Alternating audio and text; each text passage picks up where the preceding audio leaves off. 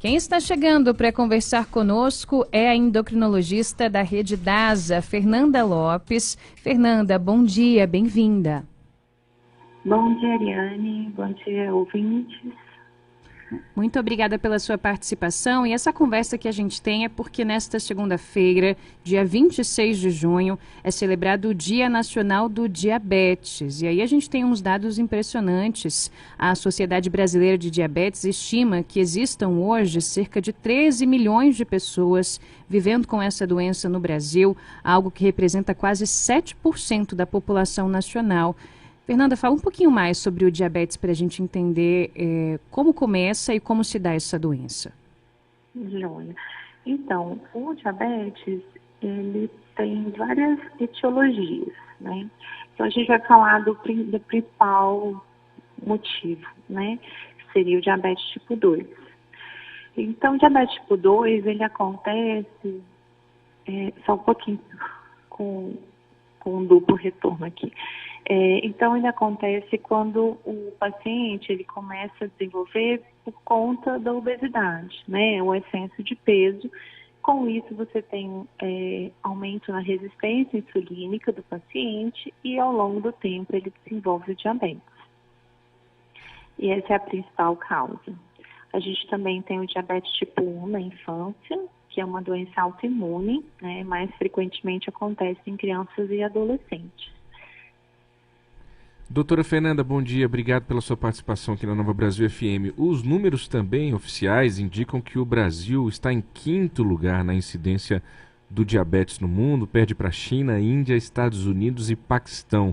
Quais são os fatores que podem ajudar a explicar o fato do Brasil estar figurando aí nessa lista dos top 5 de diabetes, doutora? O diabetes ele vem associado, né, à nossa pandemia da obesidade. Então, como são duas doenças muito, muito relacionadas, a gente vê uma incidência muito próxima das duas doenças. Então, quanto mais obesa fica a população, a maior a incidência de diabetes também.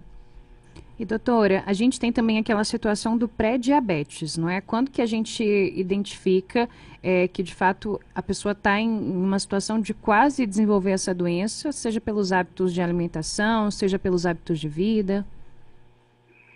O pré-diabetes, ele é um estado onde você começa a apresentar algumas alterações na glicose do sangue. Então, esse momento, né, de diagnóstico, ele deve ser feito por exames de sangue, tá? Pode ser feito por exame simples, né, a glicose sérica, ou pode ser feito pela hemoglobina glicada. Além de alguns testes de estímulo, né, que a gente faz com o teste oral de tolerância à glicose. Então, seriam 3 ferramentas aí para a gente começar a identificar valores próximos, né, de pré-diabetes. E o paciente, ele realmente não tem clínica, né? Esse é o grande problema do diabetes em geral. A clínica, para ela se instalar, o diabetes já tem que estar num nível bem mais alto. Então, ela é uma doença silenciosa por bastante tempo. Que sintomas, então, podem servir de alerta, doutora Fernanda, já que é uma doença que começa muito silenciosa? O que a pessoa tem que ficar atenta ali, sair um pouquinho do comum, que precisa buscar uma orientação médica? Bom, Diego, justamente, como ela é silenciosa, o importante vai ser a triagem ali, pelo menos anual. Mas, assim, quando o diabetes ele se estabelece, e aí você já tem níveis de glicose acima de 250, o que acontece com o paciente é que ele começa a sentir muita sede, fazer muito xixi, perder peso, mesmo comendo bastante. Então, são os 4 P's que a gente fala, né? Poliúria, polidipsia, perda de peso e polifagia. Então, é assim que a gente começa a observar. Em alguns pacientes, a gente pode ter algumas infecções de repetição, principalmente nas mulheres, né? As candidíases de repetição, né? Então, é algo que também pode ser visto. E, doutora, como que a gente pode, de alguma maneira, entender a situação, especialmente das pessoas que desenvolveram essa doença na sua condição autoimune, o tipo 1, é uma doença complexa que requer muitos cuidados, mas que se a pessoa conseguir de alguma maneira manter ali a sua glicemia em dia, os seus níveis e os índices glicêmicos bem equilibrados, dá para ter uma vida normal ou, inadiavelmente, é possível que outros problemas sejam acarretados ao longo da vida? Então, Ariane, hoje nós temos muita tecnologia auxiliando os pacientes com diabetes tipo 1. Então, nós temos controles glicêmicos, né, que são feitos de forma bem adequada.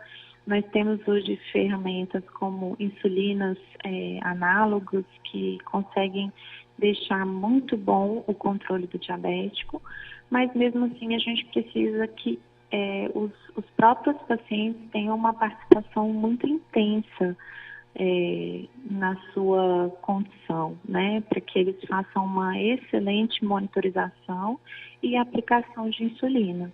Mas cada vez mais a gente está conseguindo fazer com que esse paciente fique bem controlado e com isso a gente atrase, retarde ou até evite complicações da doença. Muito bem. Essa foi Fernanda Lopes, endocrinologista da Rede DASA, falando conosco neste Dia Nacional do Diabetes. Doutora Fernanda, obrigada pela participação, pelas informações. Até a próxima. Obrigada. Bom dia.